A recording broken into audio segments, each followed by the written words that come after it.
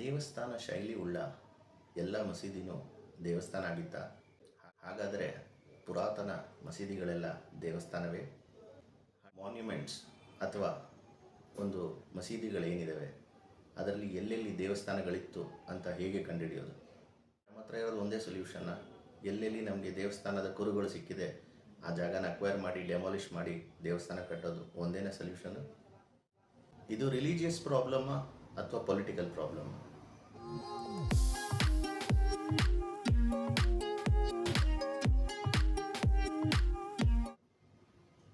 ನೀವು ನೋಡ್ತಾ ಇದ್ದೀರಾ ಇರಿಟೇಷನ್ ಗುರು, ನಾನೇ ನಿಮ್ಮ ರವಿ. ಸೊ ಇವತ್ತು ಟಾಪಿಕ್ ಏನು ಅನ್ನೋದು ನೀವು ತಮ್ಮನೇಲಿಂದ ತಿಳ್ಕೊಂಡಿರ್ತೀರ. ಈ ವಿಡಿಯೋನ ಪೂರ್ತಿಯಾಗಿ ನೋಡಿ. ನನಗೆ ಒಂದು ಒಳ್ಳೆ ಉಪಾಯ ಇದರಿಂದ ತಿಳಿದಿದೆ ಅಂತ ಅಂದ್ಕೊಂಡು ನಾನು ನಿಮ್ಮ ತನಕ ಈ ವಿಡಿಯೋ ತಂದಿದ್ದೀನಿ. ನೀವು ಆ ಸೊಲ್ಯೂಷನ್ ಇಷ್ಟವಾದಲ್ಲಿ ಎಲ್ಲರಿಗೂ ಶೇರ್ ಮಾಡಿ, ಸಬ್ಸ್ಕ್ರೈಬ್ ಮಾಡಿ, ಲೈಕ್ ಮಾಡೋದು ಮರಿಬೇಡಿ. ಭಾಳಷ್ಟು ಜನಕ್ಕೆ ಶೇರ್ ಮಾಡಿ ನಿಮ್ಗೆ ಇಷ್ಟ ಆದರೆ ಮಾತ್ರ. ಮತ್ತು ಪೂರ್ತಿ ವಿಡಿಯೋ ನೋಡೋದು ಮರಿಬೇಡಿ. ದೇವಸ್ಥಾನಗಳು ಮತ್ತು ಮಸೀದಿಗಳು ಇದು ಹೊಸ ಪ್ರಾಬ್ಲಮ್ ಏನಲ್ಲ. ಬಹಳಷ್ಟು ವರ್ಷಗಳಿಂದ ಮೊಘಲರೇ ಆಗಿರ್ಬೋದು ಅಥವಾ ಬೇರೆ ರಾಜರೇ ಆಗಿರ್ಬೋದು, ಒಂದು ದಂಡೆತ್ತಿ ಬಂದಾಗ, ಒಂದು ರಾಜನ ಸೋಲಿಸಿದಾಗ ಅಲ್ಲಿದ್ದ ಒಂದು ವಿದ್ಯಮಯ ಒಂದು ಕೋಟೆಗಳಿರ್ಬೋದು ಅಥವಾ ಬೇರೆ ಯಾವುದೇ ಮಾನ್ಯುಮೆಂಟ್ಸ್ ಇರ್ಬೋದು, ಅದು ಅವರ ಹೆಸರನ್ನು ಹೇಳುತ್ತೆ ಅಂದಾಗ ಅವರು ಅದನ್ನು ಹಾಳು ಮಾಡಿದ್ದೇ ಹೆಚ್ಚು ಉಳಿಸಿದ್ದಕ್ಕಿಂತ. ಹಾಗಿದ್ದಲ್ಲಿ ಈ ಮೊಘಲರು ಅಂತ ಬಂದಾಗ ಅವರು ಮಾಡಿದ್ದೇನೆಂದರೆ ಮುಸ್ಲಿಂ ಈ ಥರ ಯಾರೇ ಇದ್ದರೂ ಅವ್ರನ್ನ ಕನ್ವರ್ಟ್ ಮಾಡಿದ್ದಾಗಲಿ ಅಥವಾ ದೇವಸ್ಥಾನಗಳನ್ನು ನಾಶ ಮಾಡಿದ್ದಾಗಲಿ ಅತಿ ಹೆಚ್ಚು.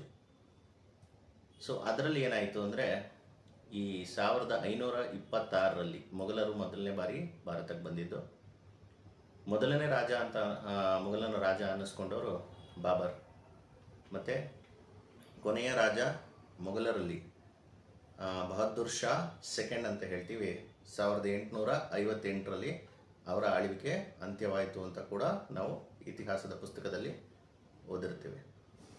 ಈಗ ಮೊಘಲ ರಾಜರು ಬಂದಾಗ ಕೆಲವು ರಾಜರು ಅತಿ ಹೆಚ್ಚು ದೇವಸ್ಥಾನಗಳನ್ನು ಹಾಳು ಮಾಡಿ ಮತ್ತು ದೇವಸ್ಥಾನಗಳ ಮೇಲೆ ಮಸೀದಿಯನ್ನು ಕಟ್ಟೋರ ಹೆಸರುಗಳ ಸಾಲಲ್ಲಿ ಓದಿದಾಗ ನಮಗೆ ಕೆಲವು ಹೆಸರುಗಳ ಜ್ಞಾಪಕ ಬರೋದು ಅಂದರೆ ಔರಂಗಜೇಬ್ ಇರ್ಬೋದು, ಫಿರೋಜ್ ಶಾ ತುಘಲಕ್ ಇರ್ಬೋದು, ಮೊಹಮ್ಮದ್ ಗಜ್ನಿ ಇರ್ಬೋದು, ಅಥವಾ ಕುತುಬುದ್ದೀನ್ ಐಬಕ್ ಇರ್ಬೋದು, ಅಥವಾ ಮುಂತಾದವರು. ಸೊ ಇವರೆಲ್ಲ ಏನಂದರೆ ಆಳ್ವಿಕೆ ಮಾಡೋ ಸಮಯದಲ್ಲಿ ಬಹಳಷ್ಟು ದೇವಸ್ಥಾನಗಳನ್ನ ಹಾಳು ಮಾಡಿದ್ರು. ಆ ದೇವಸ್ಥಾನಗಳ ಮೇಲೇ ಅಂದರೆ ದೇವಸ್ಥಾನಗಳ ಅಡಿಪಾಯದ ಮೇಲೇ ಮಸೀದಿಗಳನ್ನು ಕಟ್ಟಿದ್ರು ಅನ್ನೋದು ಇತಿಹಾಸದಲ್ಲಿದೆ. ಇದೇ ಇತಿಹಾಸದಿಂದ ಈಗ ಮಸೀದಿಯಲ್ಲಿ ದೇವಸ್ಥಾನಗಳಿದೆ, ಆ ದೇವಸ್ಥಾನದ ಮೇಲೆ ಮಸೀದಿಗಳಿರೋದು ನಾವು ಕಾಣ್ತಾ ಇದ್ದೀವಿ. ಸೊ ಆ ಕಾರಣದಿಂದ ಇವಾಗ ಬಂದಿರೋಂಥ ಪ್ರಾಬ್ಲಮ್ಗಳು. ಎರಡನೇದು, ಬಹಳಷ್ಟು ಜನನ ಮುಸ್ಲಿಮ್ಸ್ ಆಗಿ ಕನ್ವರ್ಟ್ ಮಾಡಿದ್ದು.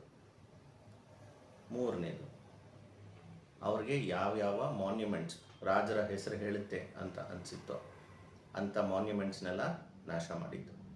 ಸೊ ಬಹಳಷ್ಟು ನಮಗೆ ಉದಾಹರಣೆಗಳು ಸಿಗ್ತವೆ, ಅದ್ರ ಬಗ್ಗೆ ನಾನು ಮಾತಾಡ್ಲಿಕ್ಕೆ ಹೋಗಲ್ಲ.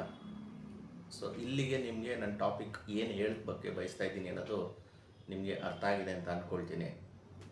ಈಗ ನಾನು ನಿಮಗೆ ಕೆಲವೊಂದು ಪ್ರಶ್ನೆಗಳು ಹೇಳ್ತೀನಿ. ಆ ಪ್ರಶ್ನೆಗೆ ನಿಮ್ಗೆ ಏನು ಅನಿಸುತ್ತೆ ಕಮೆಂಟಲ್ಲಿ ಉತ್ತರ ತಿಳಿಸಿ. ಅದಕ್ಕೆ ಮೊದಲನೇದು, ನಮ್ಮ ಹತ್ರ ಈಗ ಇರೋ ಆಪ್ಷನ್ ಏನು?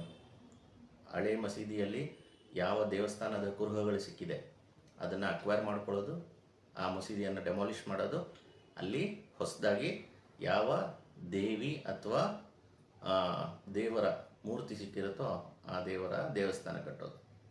ಇದು ಸರಿನಾ? ಮೊದಲನೇ ಪ್ರಶ್ನೆ.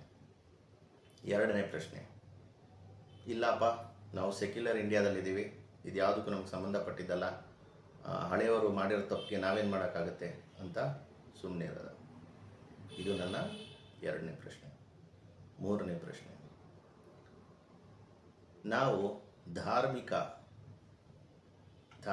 ಸ್ಥಳಗಳನ್ನು ಧಾರ್ಮಿಕ ಗುರುಗಳಿಗೆ ಬಿಡಬೇಕಾ ಅಥವಾ ಪೊಲಿಟಿಷಿಯನ್ಸ್ ಅಥವಾ ಪೊಲಿಟಿಕಲ್ ಆಗಿ ಅದನ್ನು ಮುಂದೆ ತೊಗೊಂಡೋಗ್ಬೇಕಾ? ಅಥವಾ ಇಲ್ಲಪ್ಪ ಎಲ್ಲದಕ್ಕೂ ನಮ್ಮ ಹತ್ರ ಲಾ ಇದೆ, ಆ ಲಾ ಏನು ಹೇಳುತ್ತೋ ಅದರ ಪ್ರಕಾರ ನಾವು ನಡ್ಕೊಂಡು ಹೋಗಬೇಕು. ಇದು ನನ್ನ 4ನೇ ಪ್ರಶ್ನೆ. ಸೊ ಈ 4 ಪ್ರಶ್ನೆಗೆ ನೀವು ಬೇರೆ ಬೇರೆಯಾಗಿ ಉತ್ತರ ಕೊಡ್ಬೋದು. ಸೀರಿಯಲ್ ನಂಬರ್ ಹಾಕಿ ಕೂಡ ಉತ್ತರ ಕೊಡ್ಬೋದು. ಸೊ ನಿಮಗೇನು ಅನಿಸುತ್ತೆ? ನಿಮ್ಮ ಅನಿಸಿಕೆ ದಯವಿಟ್ಟು ತಿಳಿಸಿ. ಸರ್, ನಿಮ್ಮ ಪ್ರಕಾರ ಒಂದು ಸೊಲ್ಯೂಷನ್ ಇದೆ ಅಂತ ಹೇಳಿದ್ರಿ, ಅದು ಏನು ಸೊಲ್ಯೂಷನ್ ಸರ್? ಅದನ್ನು ಸ್ವಲ್ಪ ತಿಳಿಸಿ, ಅದನ್ನು ವಿಚಾರ ಮಾಡೋಣ ಅಂತ. ಸೊ ಈಗ ನಾನು ನಿಮಗೆ ಹೇಳಿಕೊಟ್ಟಿರೋದು ಈ ಒಂದು ವಿಚಾರದಲ್ಲಿ ಒಂದು ಕರೆಕ್ಟಾಗಿರೋ ಸೊಲ್ಯೂಷನ್ ಅಂತ ನಾನು ಅಂದ್ಕೊಂಡಿದ್ದೇನೆ. ನಿಮಗೇನು ಅನಿಸುತ್ತೆ ಅದನ್ನು ಕೂಡ ಕಮೆಂಟಲ್ಲಿ ತಿಳಿಸಿ. ಮೊದಲನೇದು, ನಮ್ಮ ಯಾವ ದೇವಸ್ಥಾನಗಳ ಮೇಲೆ ಮಸೀದಿ ಕಟ್ಟಿದ್ದಾರೆ ಅನ್ನೋದು ಈಗ ನಮಗೆ ಪತ್ತೆಯಾಗ್ತಾ ಇದೆ.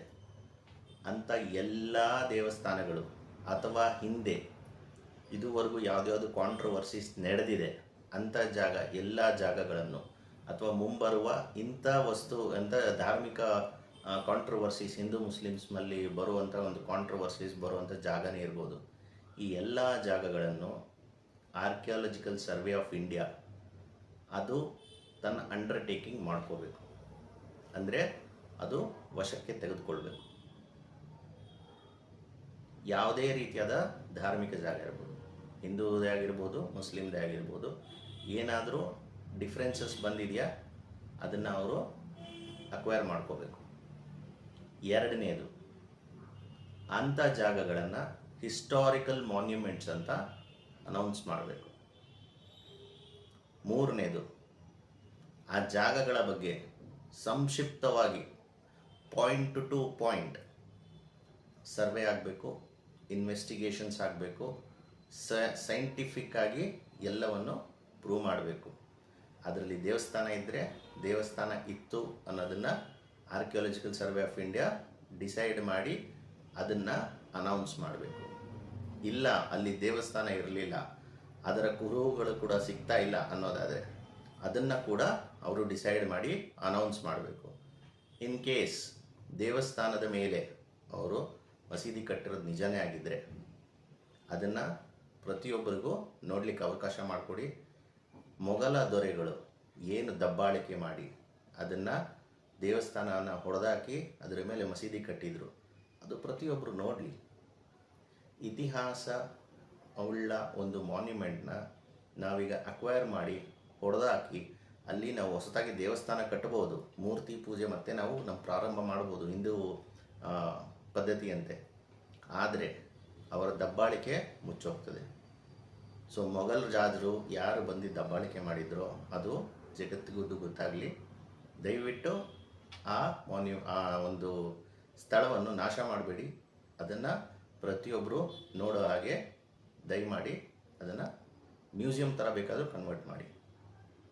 ಇನ್ನು ನಾವು ಬಹಳಷ್ಟು ಟೆಕ್ಸ್ಟ್ ಬುಕ್ಸಲ್ಲಿ ಗ್ಲೋರಿಫೈ ಮಾಡ್ತೀವಿ ಭಾಳಷ್ಟು ರಾಜರನ್ನು, ಅವ್ರು ಆ ಥರ ಮಾಡಿದ್ರು ಈ ಥರ ಮಾಡಿದ್ರು ಅಂತ. ನಾವು ಗ್ಲೋರಿಫೈ ಮಾಡೋದಕ್ಕಿಂತ ಎಜುಕೇಟ್ ಆಗಬೇಕಷ್ಟೇ, ಜೊತೆಲಿ ರಿಯಾಲಿಟಿ ಜನಕ್ಕೆ ಗೊತ್ತಾಗಬೇಕು. ಈ ವಿಡಿಯೋಯಿಂದ ನಾನು ಅಷ್ಟನ್ನೇ ಮಾಡಲಿಕ್ಕೆ ಬಯಸ್ತಾ ಇದ್ದೀನಿ. ಏನೇ ಆದರೂ ಹಿಸ್ಟ್ರಿನ ಹಾಳು ಮಾಡಬೇಡಿ, ಫ್ಯೂಚರ್ನ ಸ್ಪಾಯ್ಲ್ ಮಾಡಬೇಡಿ. ಧನ್ಯವಾದಗಳು.